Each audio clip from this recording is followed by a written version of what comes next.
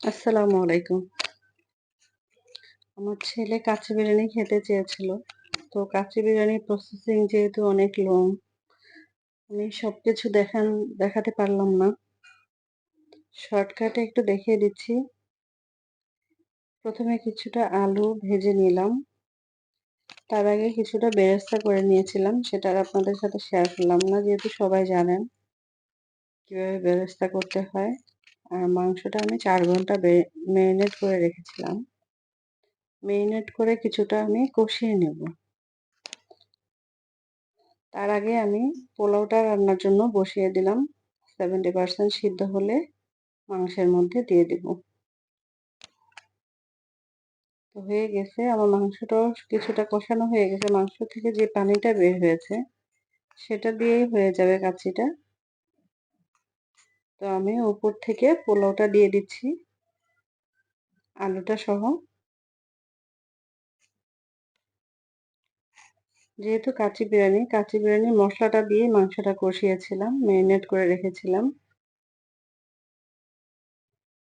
এখন পোলাওটা হচ্ছে 70% সিদ্ধ হওয়ার পর উপর থেকে দিয়ে দিলাম। এবার কিছুটা বেরেস্তা দিয়ে দিব, যেটা আমি আগেই করে রেখেছিলাম। এরপর কিছুটা ঘি দিয়ে দিব।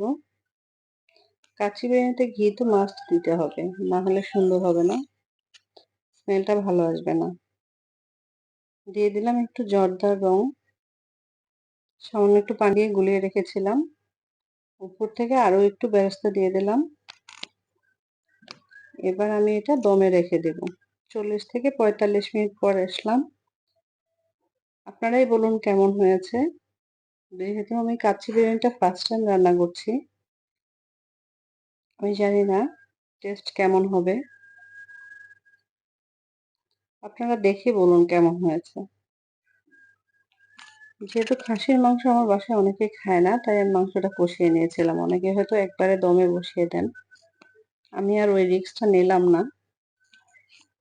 তবে দেখে মনে হচ্ছে অনেক ভালো হবে। পরিবেশন করে দিচ্ছি ছেলের জন্য। যেহেতু ছেলে খেতে চেয়েছিল, তাই ওর জন্যই আগে পরিবেশন করে দিচ্ছি। আপনারা বাসায় রান্না করে জানাবেন কেমন হলো। আমি একটু শর্টকাট ওয়েতে রান্না করেছি। বাট এটার প্রিপারেশন অনেক লেন্দি প্রসেস। ভালো থাকবেন, কেমন লাগলো জানাবেন। আল্লাহ হাফেজ।